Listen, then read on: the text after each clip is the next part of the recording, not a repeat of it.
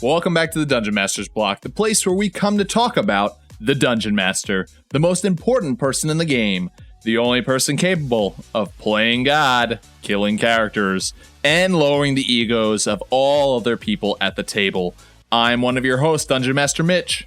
And I'm DM Neal, aka Joke Maniac. And today we are joined by AP Klosky, game designer, and he's here to talk to us about something very, very near and dear to his heart, which we'll find out more about why that is, noir-style games. Neal, I'm really excited to start this, to talk about some mystery, some intrigue. It's going to be great. Yeah, it is, because we've already recorded it. I'm dead set it's going to be great. You Yes. figured it out.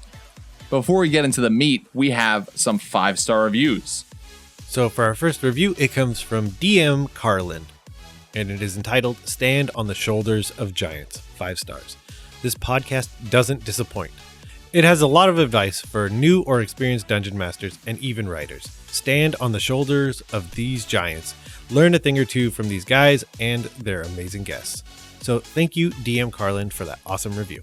Yeah, thanks so much. Our next one comes from Smeed79 and is entitled 202020, 5 stars. I am a longtime DM, but very new to podcasts. I was looking for a podcast that was D&D related, that was relatable to me and my play groups that I could listen to at work. This wasn't the first one I came across, but you guys were the first to keep my attention for an entire episode.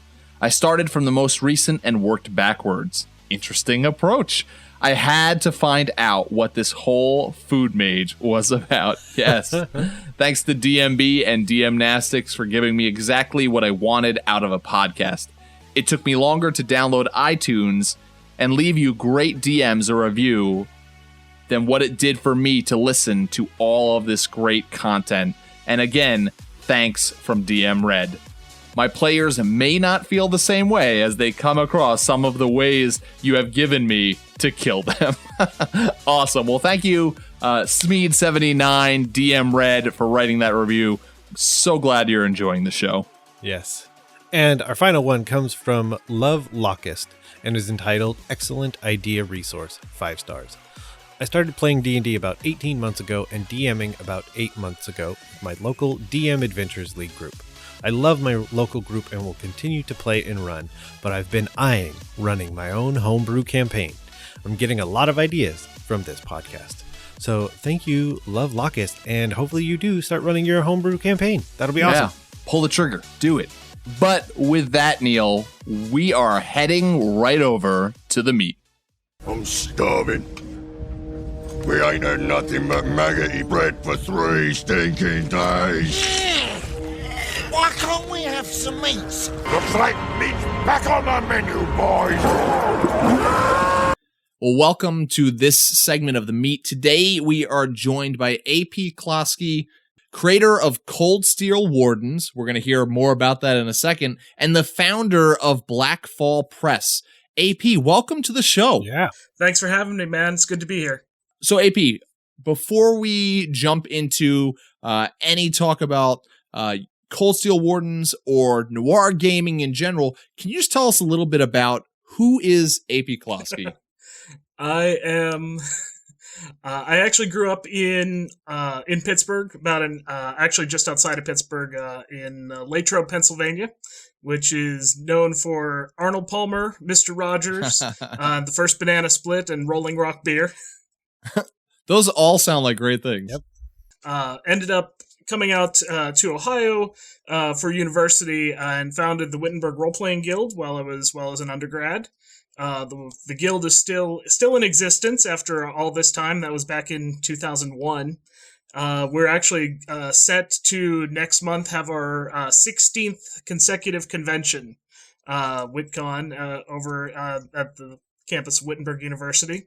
So that's exciting. I actually work at Wittenberg now. I used to be a teacher. I am now in nonprofit fundraising. I work with Wittenberg's advancement department as a prospect researcher. That's awesome. That's fantastic. Okay, question for you. Sure. Does everyone in that guild have to call you Guildmaster Klosky then? I'm Primogen, actually. Oh! Yes. That is awesome. Yeah, myself and several of the other old ones, as we're referred to, have the title Primogen because we were first generation. I'm so glad I asked. Oh, that's good. And I can just imagine like the people that haven't been there as long. We needed to summon forth the old ones. They can't get rid of us. Yes. Are you kidding? We need to banish the old ones. One of the two. Summon, That's banish. probably more accurate. Okay. Overthrow the old ones. Perfect. Well, let us talk about something that I know I've seen and love, but definitely want to hear it straight from you. Can you tell us all about well, maybe not all about, but definitely give us some information about Cold Steel Wardens. So, Cold Steel Wardens was my first solo role-playing game. It's meant as an emulation of the Iron Age of comics. So we're looking, instead of where a Mutants and Masterminds or an Icons tries to get kind of a general kind of overview of comics, Cold Steel Wardens focuses specifically on, kind of the mid to late 80s, early 90s, street level gritty comics, your Daredevil, your Dark Knight Returns, Watchmen, that sort of heavy investigation. It's fitting that I'm here for the noir episode because there's a whole lot of noir influences in Cold Steel Wardens, obviously. So it's a very focused sort of supers game as opposed to your more generalist. I kickstarted Cold Steel Wardens at the very end of 2012. We went to press. We had some difficulties with our first publisher, so we moved over to Studio 2. And managed to get copies out right at the start of 2015. I kickstarted the follow-up volume in 2016, and I'm pushing slowly forward on getting that out. But it's been exciting. I run at a number of local conventions, which is where I met you guys over at a Catacon. Yep. So. Yeah, and if you come to a Catacon this year, just going to say, you could buy a copy of Cold Steel Wardens directly from AP, because you're coming to the Catacon this year, right? I'm already on the list. Nice. Perfect. And he will also, I'm sure, sign it for you, as Neal and I both know. I will, in fact. Now you're going to have carpal tunnel. Sorry about that. That's all right. I get that already. No reason why we should, but Mitch and I will sign it too. Yeah. We had nothing to do with this book. Signed our names. Yeah. Oh gosh. Okay, so follow-up question with that talk about Cold Steel Wardens and that type of superhero adventure and setting and different types of superheroes. So it sounds like you must have been really inspired by these comic book heroes, and now you created this game that you make your own comic book heroes. Can I ask you, who would be your favorite piece of inspiration, whether it's from Marvel or DC or any other comics out there? There's a lot. I actually included, the kind of Appendix N at the end of Cold Steel Wardens with a bunch of the heavy influences on the game itself. For me, oh man, Denny O'Neill's run on The Question is a particular favorite. Jeff Loeb and Tim Sale's Batman Long Halloween. I actually just reread that 2 days ago and just can't wait. They're actually apparently making that into a 2-part animated series, so I'm looking forward to seeing that.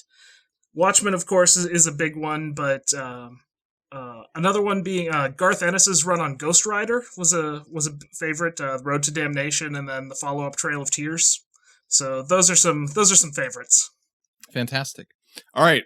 We have one more question for you for this interview segment, and this one is a surprise question. This one comes from one of our Patreon dragons, Delaney Blair. And so Delaney asks, you have died, AP, and you have been reincarnated. What D&D race would you wish to come back as, and why? Which do I wish I could come back as? That's the question, yep. I mean, are we talking monstrous races here? Like I could be a Tarrasque or a Solar? It's a pretty It's a pretty open-ended question. If you consider a Tarrasque a race, that's. I think I'll stick to the playable core here. I have an affinity for dwarves, just on principle. So I would probably go dwarf, but if I was going to be more realistic, I'd probably be something like a half elf or something very mundane. Fantastic. Hey, you could have just went human, so that would have been super mundane. So That's true. But extra feet, I mean, you can't turn that down. You've been reincarnated, and technically it's a D100 roll, so I rolled it for you as your DM, and you missed becoming a dwarf by 1 point, so instead you are a dragonborn. There you go. All right. hey, that's not bad. That's not I can get behind that. Perfect. Hey, thank you, AP, for answering that question, and thank you, Delaney Blair, for that awesome question that we got to ask AP. Let's Nothing jump like into keeping me on my toes here. Yeah. exactly your Dragonborn toes. Let's jump into the topic that we came here to talk about today. Something that's, as we've already talked about, Cold Steel Wardens is very near and dear to your heart, AP. Let's talk about some noir gaming. So I think the first thing we want to address is just the basic question of what exactly is noir gaming? When you talk about a noir adventure, what goes into a noir game? I think when we talk about noir, we have to talk about setting first, because within your typical D&D type of scenario, roaming around through dungeons or crawling around through the jungle, noir is kind of a significant deviation from that. When we're going back to your Dashiell Hammett's, your that sort of author, we're looking at a primarily city-based game. Something where you are doing all of your action very heavily within a city. The city has to come alive unto itself. I've done my best to try to make New Corinth, the default setting for for Cold Steel Wardens, into its own animal. But we see that in comics with Gotham City. We see Frank Miller's Sin City is probably the most famous comic homage to noir. But in all those cases, you have a setting that very much has its own personality and has its own grimy side. And it's that grimy side where your characters are typically working. Coupled with that, you have a lot of the action revolving around investigation. So instead of, typical crawl through the dungeon, find the loot, look for secret doors, it's going to be almost, think in the way of a police procedural, Law and Order, D&D edition, if you will, where the onus is really put on your players to piece together very disparate clues in order to find out what's actually going on. No one in a noir setting is exactly what they look like. Everyone has their dark secrets. So that becomes, I think, an important issue to play up. So, which is amazing because every single time I sit down at a table to run a game, every one of my players is super suspicious of pretty much everybody. So now it's just appropriate, right? That's great. That's the way you want them. And I think what you talked about with the setting is really something that's key, and also, in a typical D&D game, which is what we talk about here a lot on the Dungeon Masters block. Well, hopefully not typical. Hopefully we break the mold on that. But with a typical game, you have, like you said, traveling around to different towns, different cities, different places in the wilderness, and in your typical noir game, it's going to be in, like you said, it's focused in a city. And I would say that the travel in that is going to be getting deeper into the different boroughs of a city, but still within the confines of the city most of the time for the adventurers. But instead of looking at that as a negative, looking at that as a positive of really getting to flesh out the different places. And really, cities are huge, massive places. You shouldn't feel like, oh man, I'm underwhelmed by the setting here. I don't have enough to explore. You have so much to explore. Oh yeah, and when we're going back into D&D's history, it becomes very easy. Jump on eBay and grab some of the older edition city guides. There are a number of phenomenal places for a noir-style game within the D&D scope. Sharn from Eberron back in 3, 5, and 4th. Phenomenal city, and the Eberron setting really leans heavily into that kind of pulp adventure overtone. So the extra step towards a noir game becomes really easy. If you want to go back a little further, Planescape, Sigil with all its weirdness can really put forward that sort of personality that, yeah, you might have pit fiends and, Modrons roaming around in the street, but when the essence of your game becomes, finding the killer of this, this fellow who had information on this, this high priest, you're really drifting heavily into that kind of noir attitude that, even though the setting might be fantastical, you have a city with a ton of personality, and you're still addressing those kind of noir tropes. Yeah, and I think you got to think about how the environment changes as well. Like, the city streets during the daytime are going to be completely different than during the nighttime, or completely different from when it is raining, pouring rain, or when it's not raining. Like, those are going to add differences to who's out on the streets, how people are acting, if you're in more danger or not. Like, typically, if you're playing a noir game and you're walking down an alleyway at night, you should probably be on the alert. You should probably be ready for something to happen. Exactly. And this is going to be maybe a little weird bit of a segue, but I almost can compare, your typical D&D game to almost a noir game in terms of the Dragon Age video games, where Dragon Age Origins, the first one, very typical kind of, unite the dwarves and the elves against the oncoming horde. Very kind of standard D&D-ish plot, something you'd come to expect. Dragon Age 2, very different. You have a city that has a ton of personality. If you're wandering around in the back streets, you might get mugged, or, at least as long as those goons stick around, not particularly long.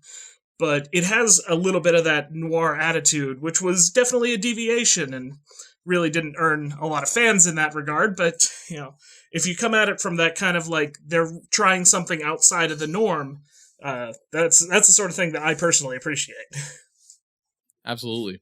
So we could talk about setting for a long time, but kind of to move on to more of delving into what is noir, what would you say are important thematic or mood elements when we're talking about a noir style game?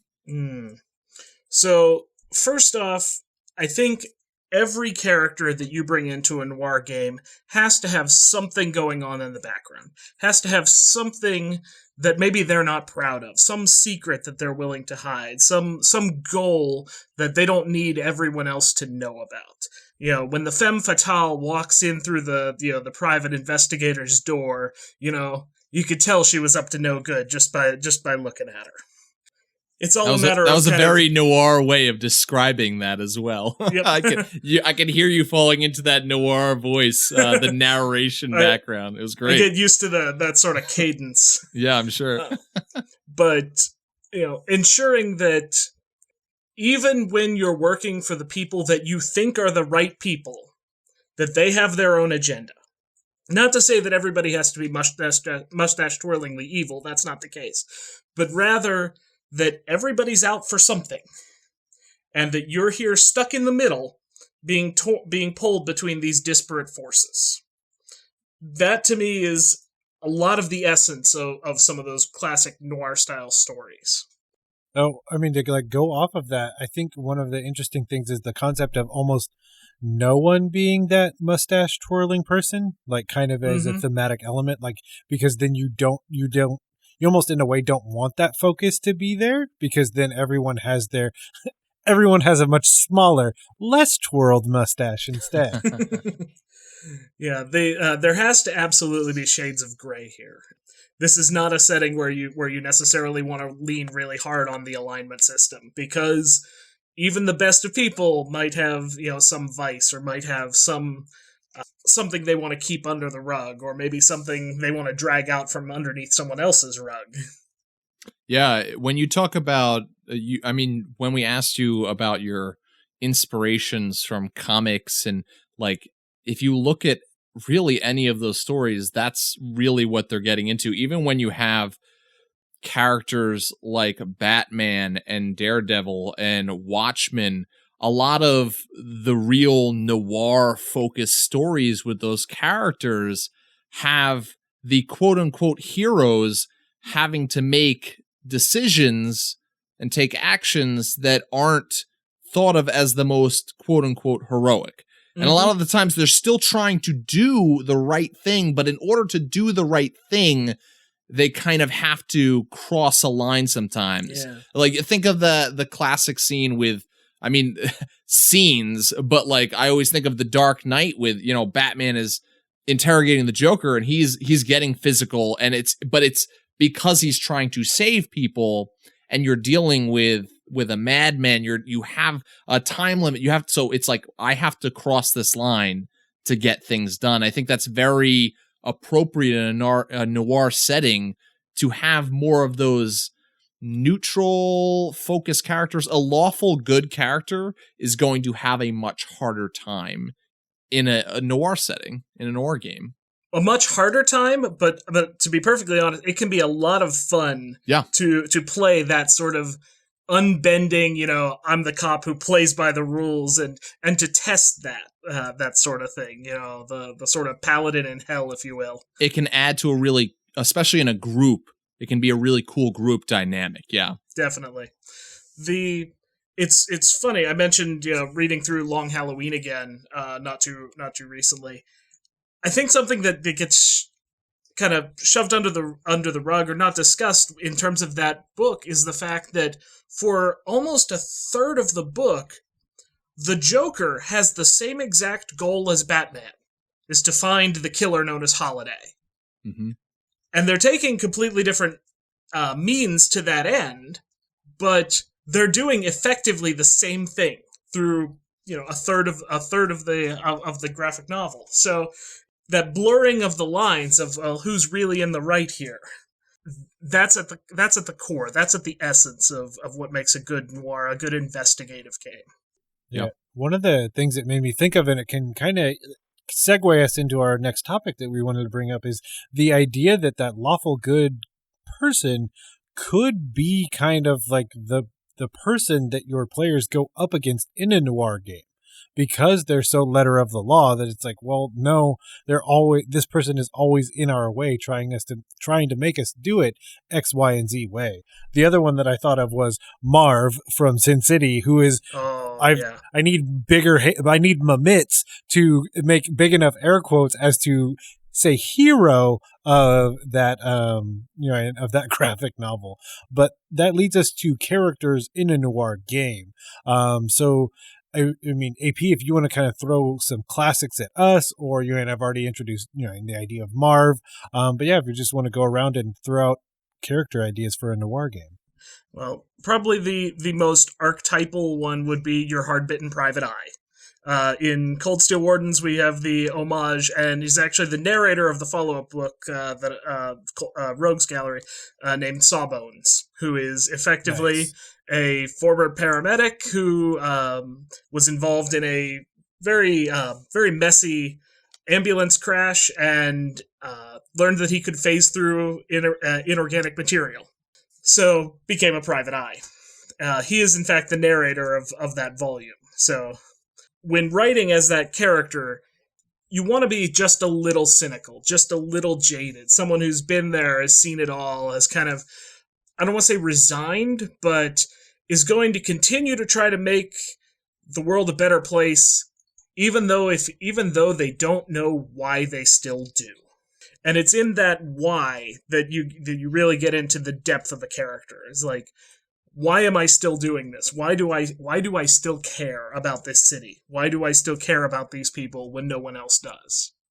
Yeah, like we talked about almost the setting, the city itself being a character, and how it can change with day to night and where you are in the city. And like if we're talking about a Gotham City, I feel like pretty much everybody, you get this feeling that pretty much everybody who lives in Gotham has seen Gotham's dark side. But you might be in a city where the characters that you meet may really be defined by, have they seen the dark side of the city? Have they seen the stuff that they can't unsee? Have their eyes been open to what happens at night in the alleyway, in the basement of that building? Have they seen those things, or are they on this?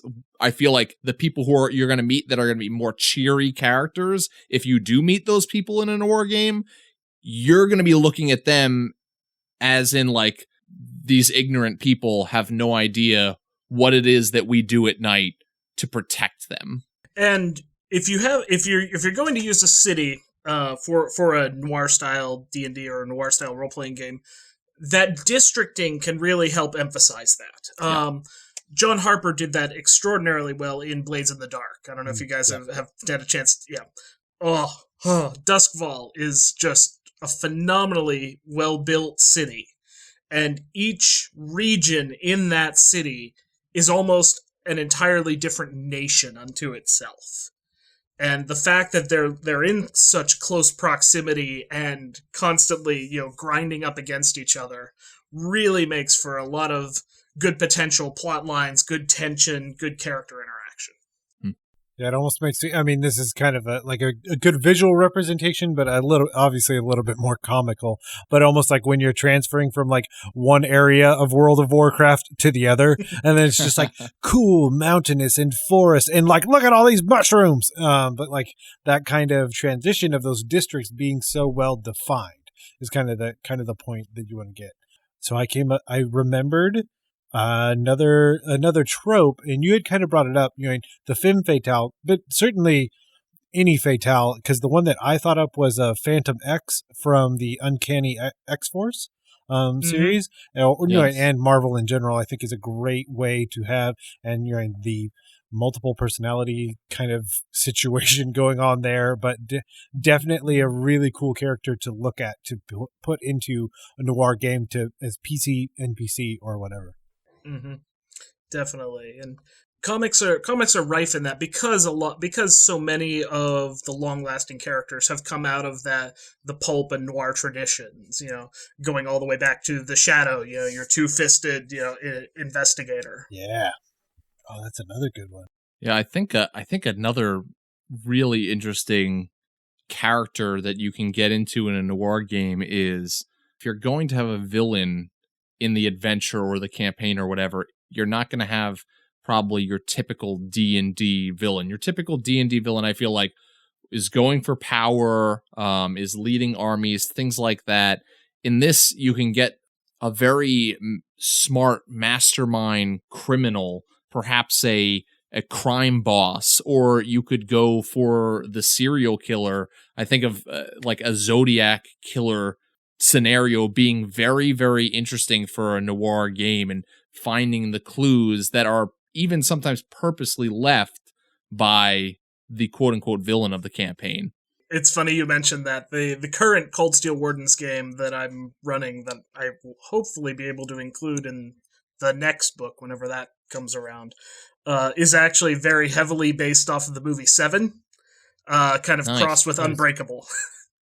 That's fantastic. So, I mean, it is heart and soul a police procedural. It is. We're investigating. We're finding clues. We're in the coroner's office. Looking over a body.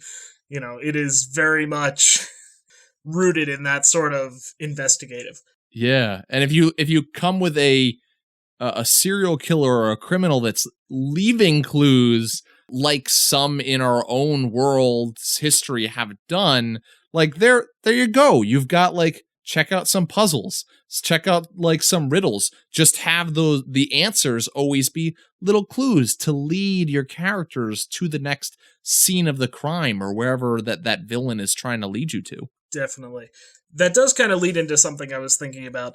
One transition. So if you're a GM that hasn't done this sort of storyline before and are looking to get into it, one thing that you may find difficulty in divorcing yourself from is the typical sort of like encounters per day kind of mindset. Because within a heavy investigative game, you may only have one or two combats. You may only have a few occasions where the arrows or the guns or what have you come out, because the majority of your action is taking place as you're interrogating people, as you're looking over clues, as you're, searching through a crime scene. So it takes a little bit of effort to shift the mindset in that regard. And there are a number of different ways you can structure that sort of investigation as a GM, which are great. I actually outlined 3 of them in Cold Steel Wardens, what I call a pyramidal investigation, a timeline, and then a relationship map investigation.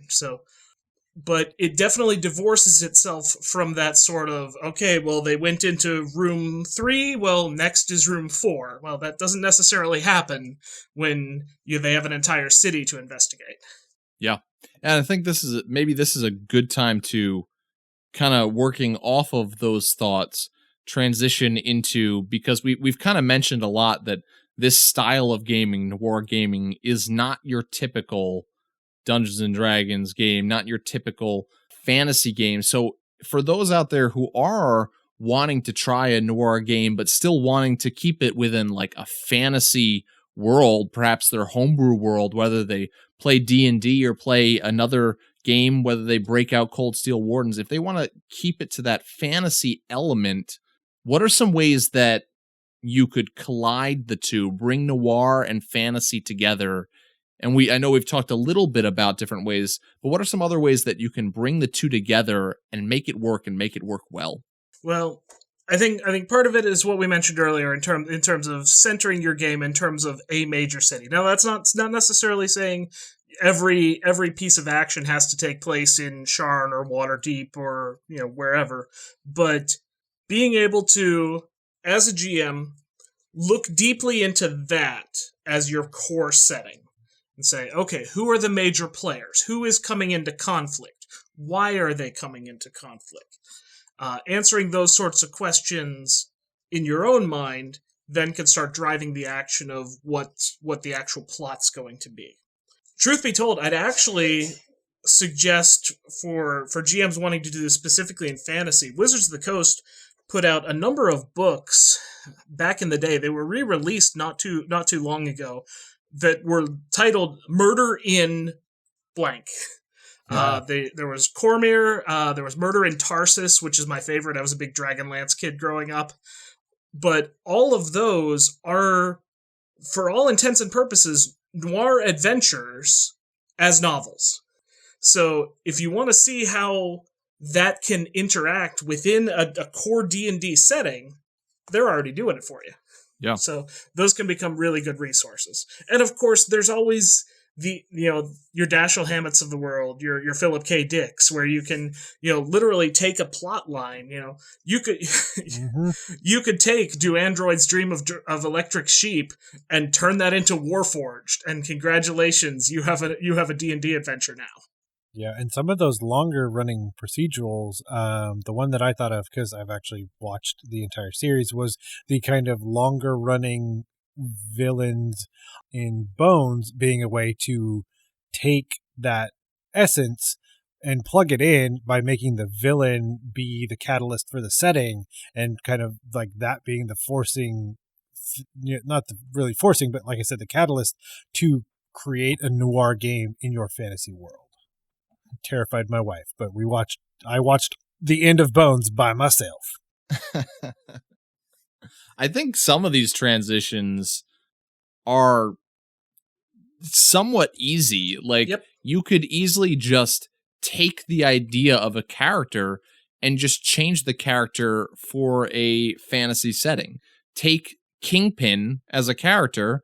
And Kingpin, like, I love what Into the Spider-Verse did with Kingpin, like really like poking fun at how he's drawn in the comics as just this big hulking character. But like, take Kingpin and okay, well, now he is an ogre or a beholder that wears a monocle. Have there be like some element of like fancy on him, or an ogre wearing a white suit in the city would be phenomenal. But it's as simple as like a simple change with that. Like, you can take just simple character concepts, change it to a fantasy race, and really you're still playing a noir game just within a city full of fantasy creatures and races.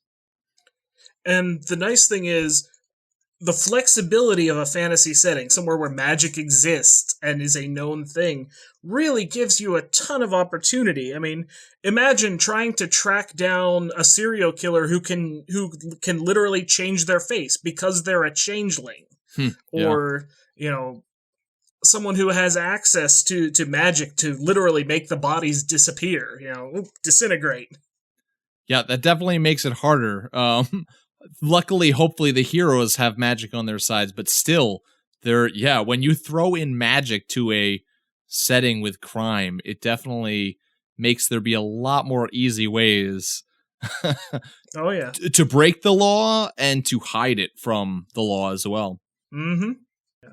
I mean, the sky's the limit in terms of imagination there. Yeah. We already live in a world where eyewitness accounts are shoddy at best, but throw in illusion magic to that mix, and you like the bank robbers leaving the bank, there was only 3 of them, but to everybody outside, there were 130 of them running out of the bank because of illusion magic. That makes it a lot harder to track down those criminals.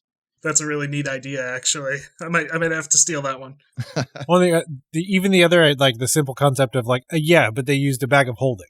So now it's not this guy, these bunch of people that are running around with these giant, the classic sack of money with a dollar sign written on it. Yep. And you're like, there they are, but it's just a nondescript backpack, and a haversack that basically everyone could wear. The other thing I thought of that would be hilarious is, I guess it's not a funny concept. It's a funny method of a terrifying concept. But if someone were to kidnap someone by using polymorph, I don't know. I guess I saw someone running with a cat, but whatever. It was a cat. Of course it wanted to get out of his arms. Yeah. Why would I stop them? Yeah. Yeah. Even that, I love that idea of the extra dimensional space of a bag of holding too, because if you could play in a fantasy world where there are guns, and so you could have metal detectors and different security points, but they have a backpack that they're able to hide their weapons in and walk right through and be undetected. And then, like you said, Neal, walk right out without being detected as they take whatever it is that they stole. It really adds to. There's already precedence for that sort of thing. I think Warlock has it now. Sword Mage had it in 4th edition, where if you're a mile away from your weapon, you just summon it to your hand with a non-action. You walk into, the bank or the repository or the treasury or wherever. Oh, yeah, of course I'm unarmed. Shing. Or have it be magnetic, and then you let them steal it, and they put it in the vault, and then you summon it back. Genius. So, as we have started to do, we're going to go around and kind of see if we can give some reading material, some watching material, basically some amount of research that you can do as the listener to kind of get some more inspiration in your brain for Noir Gaming in fantasy or just in general. I'll steal something because then you can't steal it first. So what you should do is you should go buy Cold Steel Wardens, and you should go to page 266, and you should just read all of the comics that AP has written on this page. That's not a bad choice. Bold choice. And another one I'll toss out there is all of the Batman Noir branded stuff from DC is really, really good. So I would say I don't think that's on this list, so I will add it to that list that I have given you. So for me, I think if you want to get into the real specifics of perhaps that villain that you're going to be basing that campaign or that adventure around and tracking down this serial killer or this criminal, I mean, where better than to go to a documentary where you can hear about crimes from the real world that have been committed, or movies that maybe not as based on the truth, but based on a true story, right? I think those are great places to go to for some inspiration on this kind of a game. Just at a glance, if someone is looking, if they want to go back to the original novels and the comics that inspired Noir, believe it or not, the Wikipedia page is actually fairly comprehensive and very well cited. So if they're looking for a good source, that's a great place to start. That said, like I said, your Dashiell Hammetts, your Philip K. Dicks, your Raymond Chandlers. I mean, those are your kind of classic authors. If you want something in terms of media, obviously the Netflix Marvel series, your Daredevil, Jessica Jones, Luke Cage to a degree, though obviously it kind of gets into the blaxploitation stuff, and maybe skip Iron Fist, but that's neither here nor there. A number of phenomenal DC animated. In fact, if you want to me the quintessence of noir, go watch the intro to Batman the Animated Series. I mean, for that 30 seconds, you don't even see the Batman logo. You don't see the name of the show. You don't see, any of the voice actors. It's just, it is a thing of beauty. And I don't think that will ever be topped, but there it is. Nice. In terms of comics, you mentioned my reading list. I might particularly say, okay, if you haven't read Watchmen yet, go read Watchmen. It's thick, and it can get a bit off-putting at times, but it is at its core a detective story. And New York is as much of a character as Rorschach or the Comedian or Ozymandias or anyone else in that book. Yes, fantastic. I love Watchmen, so that's a great place to end those recommendations. Yep. We've given you a lot to go out and check out. So that being said, first off, AP, thank you for joining us on the Dungeon Masters block. This has been a wonderful discussion. Now, I want to throw out this last question to you. If any of our listeners want to check out Cold Steel Wardens, anything else you do, what you have going on, where's the best place for them to go and do that? Best place to get a hold of me, generally speaking, is going to be either our Facebook page or our Twitter, which is Blackfall Press, at Blackfall Press on Twitter. I do have a website, blackfallpress.com. It is not updated as much as it should be, so generally speaking, Facebook and Twitter are the easiest way to get a hold of me and to figure out where I'll be in terms of conventions and the like.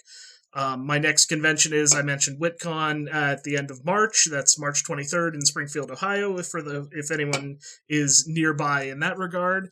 I will be at Origins, where I'll be debuting a new scenario, which is exciting, as well as 2 new pre-gens for Cold Steel Wardens. I think I mentioned this to you guys at a Catacon, that I cycle out pre-gens based on what happens during that year's convention cycle. So each year, depending on what happens in the adventures, characters get shuffled in, characters get shuffled out, and the world changes. That's awesome. That's fantastic. Thanks again, AP, for joining us in the show. We hope to have you back on soon. Yes.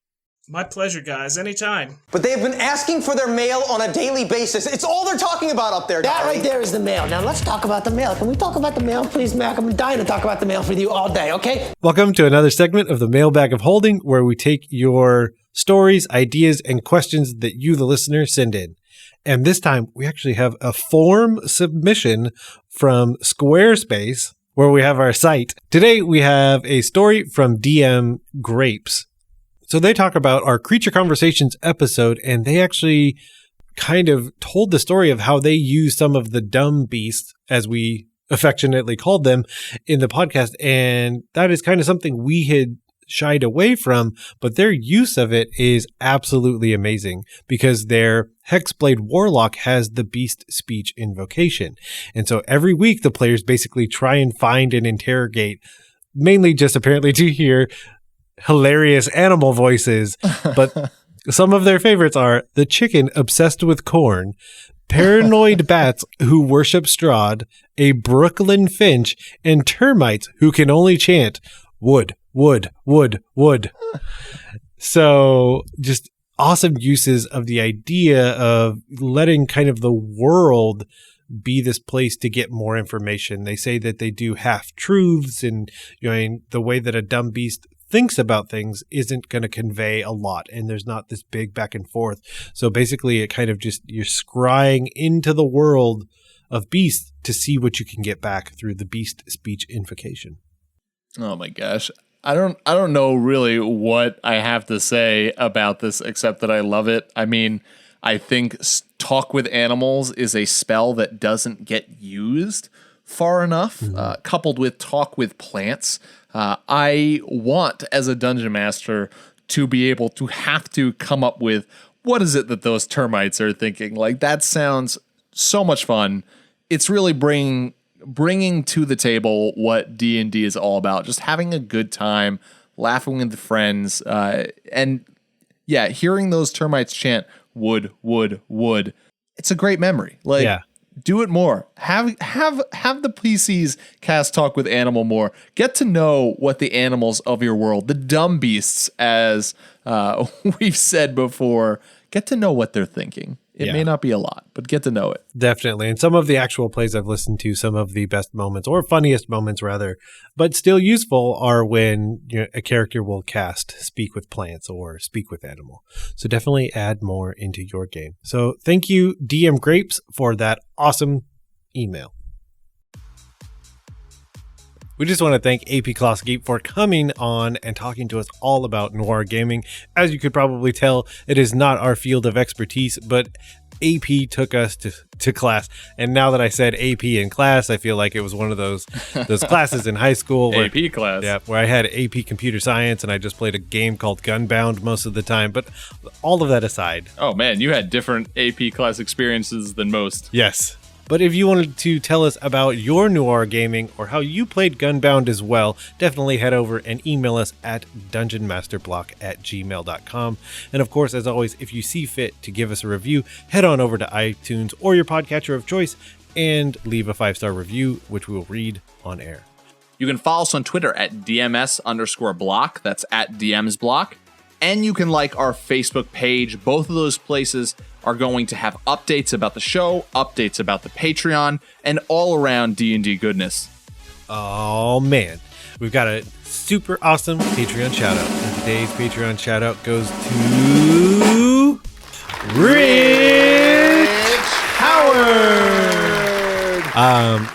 We're not sure who this is, but thank you, Rich Howard, for being a Patreon dragon. Oh gosh, for some reason I feel like they are a dragon that can breathe underwater. I don't know why, but yeah, thanks for your support. Appreciate it. Thank you.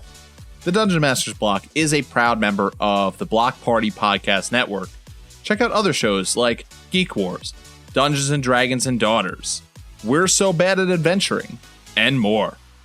And as always, thank you for taking the time to listen to the Dungeon Masters Block, the place where we come to talk about the Dungeon Master, the most important person in the game, the only person capable of playing God, killing characters, and lowering the ego of everyone else at the table. I'm DM Neal. Good night and good luck. And I'm Dungeon Master Mitch, reminding you to always keep on dungeon mastering.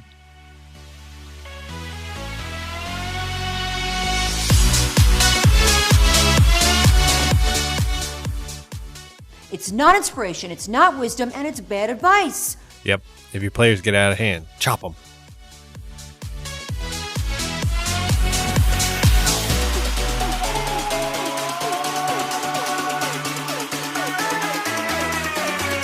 Goodbye.